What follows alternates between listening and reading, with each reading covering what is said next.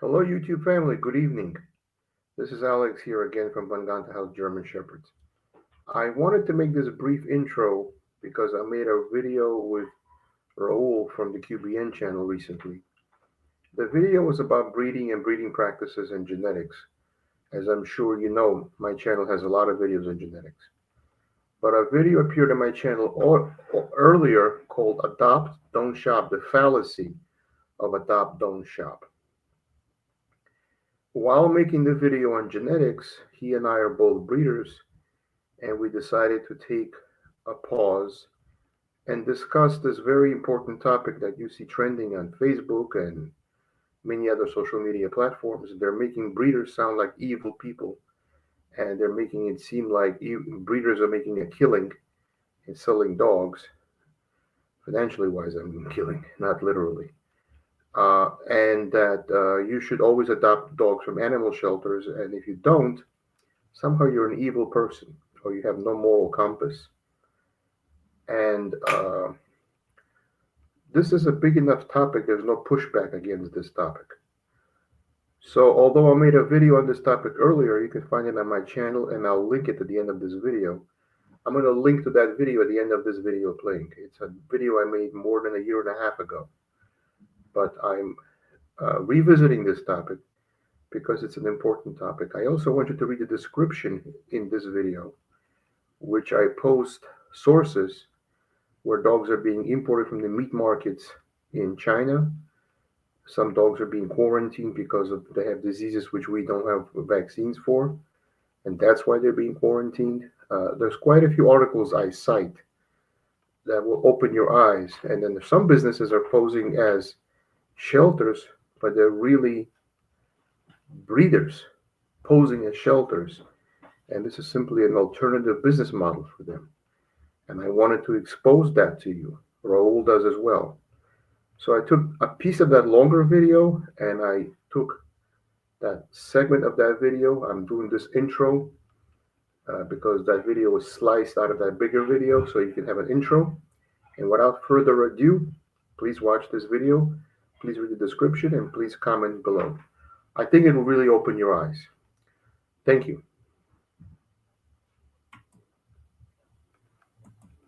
Herd. He explained to you how other animals herd. And even within the German Shepherd breed, there are dogs that are working line for security that you can't use for herding, for example, or quite possibly can't, and vice versa. You probably can't get a dog whose genetic makeup is to herd dogs, and all of a sudden you want them guarding a wall, right? So the reason I'm bringing this up is because a lot of times when you go into either American bully groups or just groups in general, you're going to have people dropping comments saying, adopt, don't shop. Let me be perfectly clear. Not all breeders are responsible. Unfortunately, we're all well aware, no matter what the breed is, there are plenty of backyard breeders. With that being said, there's also an argument to be said that breeders are the ones that are breeders that are well informed and know what they're doing. They're the ones that actually take forward whichever breed they're working with, especially when you're talking about working lines, right? There is a place for responsible breeders in the world. And I'm hoping that you guys are joining this platform so you can learn something. So you just don't put two dogs together and make a buck, that you're actually trying to make an improvement to whether if it's the American Bully, which is a companion breed, you're trying to make the best companion bred American Bully. And it's not only based on structure, folks. You cannot only breed based on structure. The reason I say this is because if you have a vision, whether it's for a working line or a companion breed such as us, temperament should be one of those things that you consider.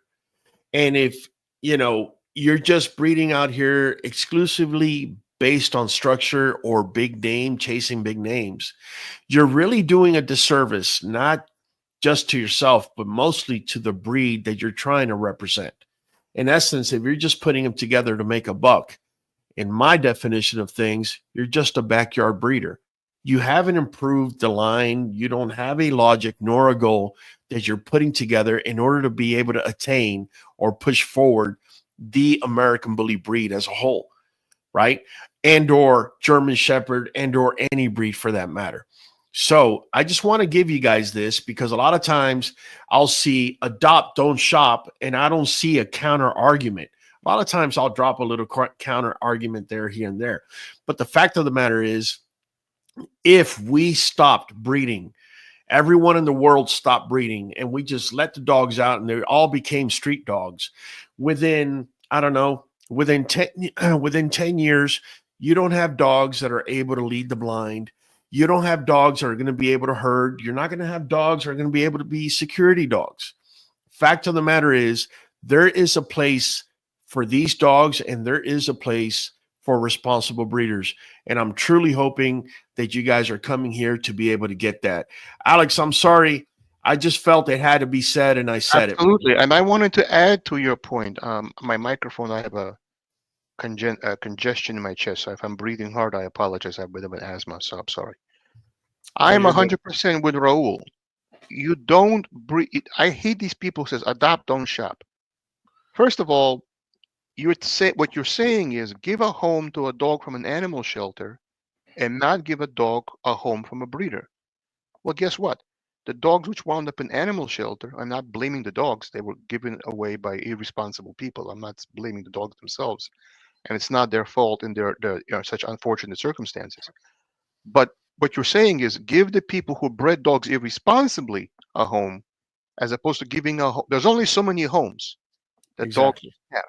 So what you're really saying is give the irresponsibly bred dogs homes and screw the responsibly bred dogs. That's what you're really saying, number one. Number two, This is true. after 9/11, I hate to bring this up, but this is a fact. After 9/11, a lot of people needed closure when they wanted to find their loved ones lost under the rubble of the World Trade Center towers. You know who they brought to find these bodies? German Shepherds. And you know what kind of German Shepherds they brought in? German Shepherds with FH titles. For those who don't know, that's a tracking title. That's a dog which is trained better than a bloodhound to track and find a nose of a cadaver, a scent, a child lost in the woods. Tell the person who says adopt, don't shop, when their child is in the woods and lost and cold and hungry, and ask them, what would you rather have? A German Shepherd or a Bloodhound searching for your lost child, or any dog will do from the animal shelter? When Exactly. you have a child lost in the wood and time counts and life is on the line, you tell me any dog will do and see what they will tell you. Let me add to that, Alex. I think you bring up an excellent point. I think we're arming the audience right now with arguments, and I like to bring another example. Let's say you have a 2-year-old and a 4-year-old in your house, right? Would you much rather get a dog from, say, Alex or myself, Or would you rather go to the shelter and pick up a dog and bring it home? Keep in mind, if you go over here to Alex or you come to myself, you're going to get a background on both parents. You're going to be able to see pups. If you want to see the pups eating, I'll put my hand while they're eating, whatever the case may be. Would you much rather go to a responsible breeder that's going to be able to give you the best he can for what it is that you want the dog for? Or do you want to roll the dice when you go to the shelter? Now, I am a dog lover. I have rescued 3 dogs myself because we have the space to be able to do it. If it was left up to me, no dog would ever be put down. Only those backyard breeders would have to be responsible for what they created.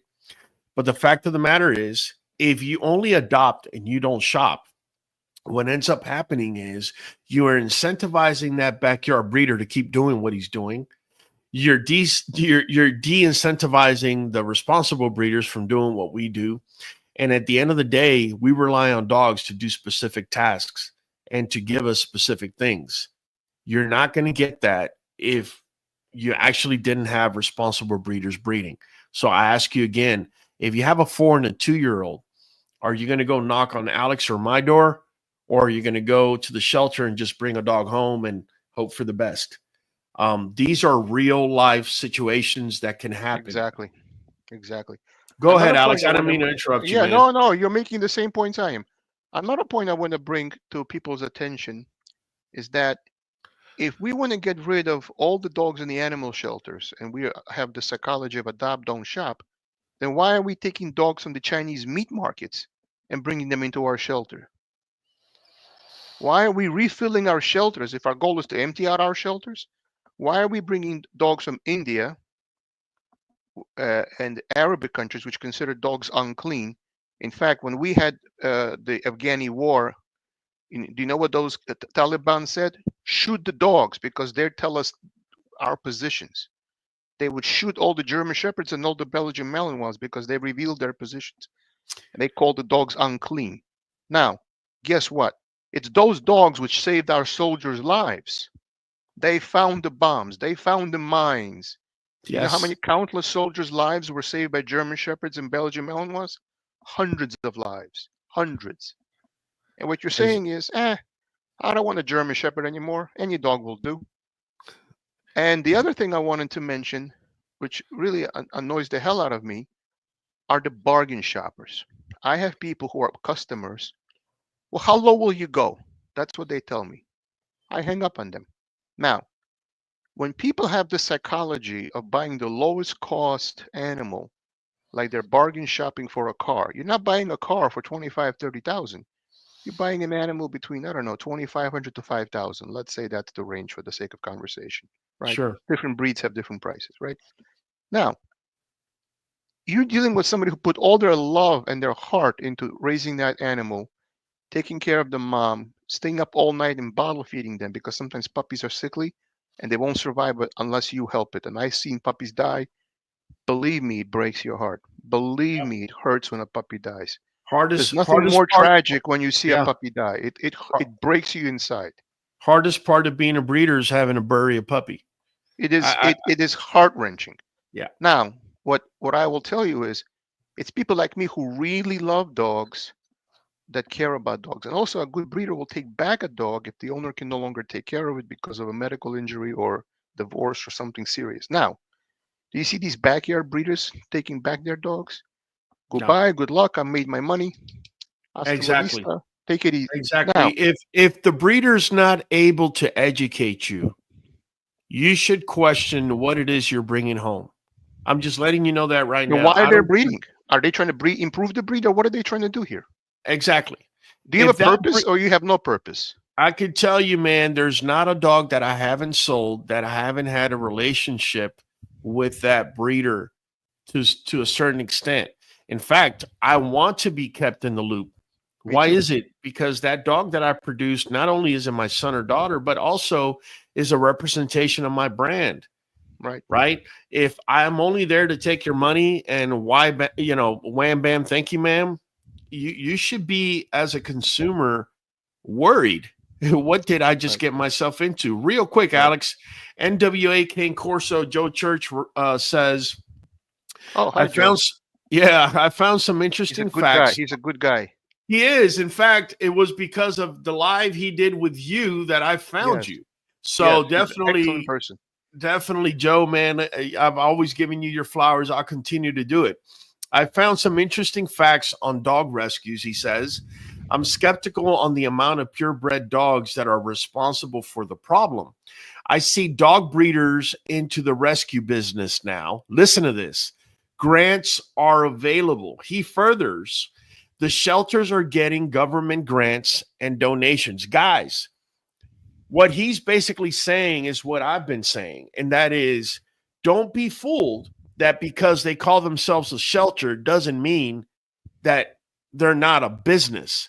Don't Just be another mistaken. business model nowadays. Yeah, do Because not be. Yeah, go ahead. and also what also upsets me, and this is just as upsetting as anything else, is people buy an animal, right? Now, when they have an animal in their house, who makes money? The veterinarian makes money taking care of that dog, giving it shots and so forth. The Yes. company selling you kibble or whatever crap they sell you. I like to feed natural food, but besides the point, there are supermarket shelves full of kibble. They're Yes. making money on the dog. There are groomers giving the brushing of the Lapsa and those silky haired dogs. They're making money on dogs because they're giving grooming to the dogs, right? Yeah. There are dog trainers making money training dogs, right? So you have Yes. this whole cottage industry of people making money on dogs, the groomer, the vet, the food company, but the How breeder about somehow is evil for getting a profit from making dogs. big pharma, Alex? Ah, my Big favorite target. pharma, big pharma wants you to get that sickly dog in the shelter. In fact, what usually happens is you have empty nesters. These Right. are people that are now in their early 60s, maybe late 50s, whose kids have now left and gone to college or whatever the case may be. Right. And now they want to go to a shelter because they've been brainwashed to adopt, not shop. Right. And when they get there, haven't you noticed that when you get to a shelter, they have a story on every dog? Right. This is meant to play on your heartstrings. Guys, let me be perfectly clear. I am a dog lover, and I would not want to see any dog being put down. But I am exposing the industries and the tentacles behind what is being pushed, right? If you don't know what's being pushed, then you're going to walk in there as an empty nester and they're going to pull on your heartstrings and they're going to give you the sickliest dog if possible. And guess what? You're going to end up going to the vet and your vet is going to be prescribing medication to you. And this is how big pharma makes its money. Not only that, it has been a proven fact. I don't have the numbers in front of me. I didn't know we were going to go down this rabbit hole, so I wasn't prepared. But maybe next time I could bring something up. Are you aware that big pharma is a main contributor to veterinary universities across the country? What do you think they get in return for that contribution? I'm going to tell you what they get. They get influence into what is being taught inside of the colleges, whether it's through the curriculum or the books that they're also able to influence. This is why 85% of the vets that I've come across are against raw breeding. Why is it? Because you got kibble companies paying, right? Paying for influence when these vets are being taught. That's right? Not only that, big pharma is going to push and say, for example, like a big misnomer is whenever I bring up. I have somebody at the door. I'll be right back. Give me one quick second. I'll be right back. Go right ahead, Alex. Okay. One big misnomer is when I tell people that I feed my dogs raw garlic. I feed my dogs raw garlic. I feed my puppies raw garlic. In fact, the only time I stop feeding raw garlic to my dogs is when the bitch drops the puppies for the first 3 weeks, because on day 24 is when I take the puppies off of mom. And the only reason I stopped feeding raw garlic at that time is because the puppies don't like the taste of the garlic and the milk, and they'll stop feeding. That is the only time I stop. The moment they go into mush, they're going to be eating raw garlic. Now, there's a process to it, and there's a way of preparing it. You guys know I've explained. I crush it or I slice it into pieces, and I let it react with air, right? So that Allison can become Alan, right, through its reaction. But with that being said, when you go to Google and you say and you type in "can dogs eat garlic," immediately it comes up saying no for the majority of you, right? And then the majority of you don't do any more research than that, and you take that and you run with it. Well, you don't realize it, but you've just been influenced by Google and big pharma and big veterinary and all the other industries that are being fed by these dogs that are being adopted from the shelter with issues. What happens when you buy into the adopt don't shop theory and you bring a dog home and it has behavioral issues? Everyone and their mother is going to point you in the direction of a trainer, right? Or you have a dog that has some sort of disease process. Everyone and their sister is going to point you in the direction of a vet. What if I told you raw garlic? What if I told you that raw garlic, it's an anti-parasitic, it's an antiviral, it's an antibacterial, and my dogs don't know what a flea is because fleas and external parasites want nothing to do with a dog that's consuming garlic on a regular basis. But you see, Big Pharma doesn't want you to know this because Big Pharma makes its money off of your problem. They want you to have the problem and for it to be exacerbated so they can sell you a product. Go ahead, Alex. Yeah, and another point I want to make, and we're making point upon point upon point. Now, I got nothing against shelter dogs as dogs because it's not their fault they're wound up there. Okay, it's irresponsible people who put them there. The problem is also people who are there. There are three kinds of buyers, in my knowledge of buyers. The first one is the price haggler. They want any dog and any dog will do. They don't understand pedigrees. They could care less. They just Right. want to pay the lowest possible price and they proud of it. I've seen Facebook groups, people brag that they've got a puppy for only $450. Well, at that price point, the breeder couldn't afford to do health testing or genetic testing to recoup their money because they sold you the puppy so cheaply. So that's the first type of buyer, the price haggler. The second type of buyer is the what I call the spur of the moment buyer. It's shopping season, it's Thanksgiving, it's Christmas. Let's go get a puppy. Sounds like a great idea. They don't consider the breed. They don't know if they're equipped to handle a breed of that size. And buy a puppy at the spur of the moment. I had a friend of mine who works from home and bought a terrier. Now, at 2 months of age, that was a very cute puppy and a terrier. Terriers are noisy. Exactly.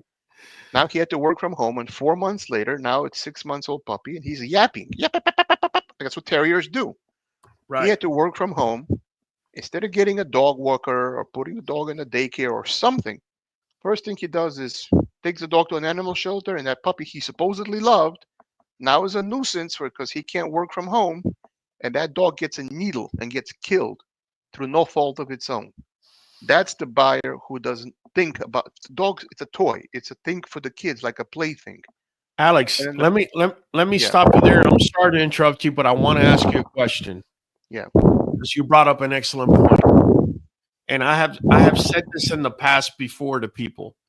What do you think consumers value more?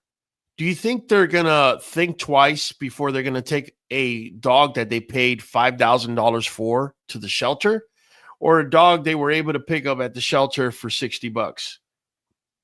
Exactly my point. Easy come, easy go. They paid $100 for that dog or $200, a small adoption fee. Easy come, easy go. Not that much. Now, if I spend $5,000 on a dog, that's a prized possession and that's a prized family member. So I see people on Facebook giving dogs away. I said, don't give it away. It means you have no value to it. Something you don't pay for has no value. It's it's not it's a living thing, but it has no value in your mind. So now, don't get me wrong. My first dog last year was a Shepherd Collie mix. I saved his life, but he had heart disease problems because he had Sure. heartworm. I saved his life. He lived a long time. I love that dog, but I adopted. I had a dog named Roxy, which I adopted from the animal shelter.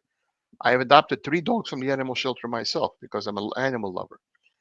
But I didn't adopt them because I was guilted into it because of virtue signaling. I adopted because I wanted to save a dog's life and I love the animal. But right now, it's almost like if you are not adopting, they're guilting you into adopting. That's a whole You're different. evil. You're Yes. evil for not adopting. And in my opinion, do what's best for your family. Don't do Yes. what to please anybody. That dog has to Don't be live with you. manipulated. Yeah, don't Don't be be manipulated. manipulated. And not only that, but I also train dogs, uh, and I've seen dogs from well-bred lines. Training a dog from a good bloodline, where the generation after generation, they're highly biddable. What does biddable mean? Biddable means they take easy to training. They learn Yes. in 3 reps, and training almost becomes too easy. The genetics is there already. All you're doing is putting it into practice. And I've seen dogs which are dumb as a rock, and people, no, it's all how you raise them. No, it's not all how you raise them. Right. Genetics has There's a a genetic very big predisposition. influence on the ability Yeah. to train. Yes. And aggression too. Aggression has a very strong genetic component. You take a dog from an animal shelter. Why do they think it got wound up in an animal shelter in the first place? It may have bitten a family member. And that's how it wound up in an animal shelter. Now you take that dog into your home. Guess what? Yeah. Now you're going to be bitten perhaps. So don't get me wrong. I love dogs. I don't want to see dogs killed. I'm not saying that. But what I don't like is this adopt, don't shop mantra where they're guilting you into buying a dog from an animal shelter. And I said buying because if you can sell a dog I for love it. $450 and you can adopt for $350, but then get a government subsidy to make up the difference, you're selling. You're not Well, adopting. and yeah, not just think about this. Think about this. Almost a backyard breeder structure in the sense that they found a dog in the street, they bring it to a shelter, a lot of kibble and whatnot that's given to shelters donated by vets and by other people and used as tax write-offs, and they're able to turn around and profit off of that very dog and sell it to you. They call it donation fee. What do you mean donation fee? You should be giving them out for free. On top of that, they're getting a government subsidy. I mean, what I'm trying to say is, guys, what we're trying to expose is the industry that's being fed behind this mantra that is being pushed upon millions of people in this country. And at the end of the day, like Alex said, good breeders are able to breed dogs that are able to do specific things. The minute you take that away, then, in reality, dogs were domesticated to serve men. Dogs were domesticated to work with man to a common goal, whatever that might have been. Could have been hunting, security, whatever. You take that away, you got nothing but a bunch of street dogs that you don't know if they're coming with aggressive issues. You don't know if they're coming with, they're super hyper. You don't know. You just don't know. But what you do know is big pharma is being fed. Yep. Big vet is being fed. That's and right. these rescues are being fed as well. Alex, getting if back you to can my main topic, otherwise we could stay on this forever. yeah, Let's go ahead, back. Alex, man. I Go ahead, apologize man. I because can go I'm on that passionate tangent about it for a as you while. are, and I kind of get upset that this is such a big problem nowadays. Anyhow, let me go back to my PowerPoint and we'll go back to the main topic. And I apologize that we sidetrack here, but I think it was a very important sidetrack, and I hope people appreciate the fact that we took this detour, but it was an important detour to take. Absolutely. And that wraps up another episode of the Von Gonta House YouTube channel. Thank you for being part of our German Shepherd community. Remember, you can stay connected to us beyond the podcast. Find us on all the major media platforms by searching for Von Gonta House. Whether it's Instagram, Facebook, Twitter, or YouTube, just hit that follow button or that subscribe button to join the conversation and get the latest updates. If you have a burning question or want to apply to be a guest on our show, we would love to hear from you. Simply shoot us an email at vongontahouse@gmail.com. And if you are a business interested in becoming a sponsor, reach out to us at the same email address at vangantahouse@gmail.com.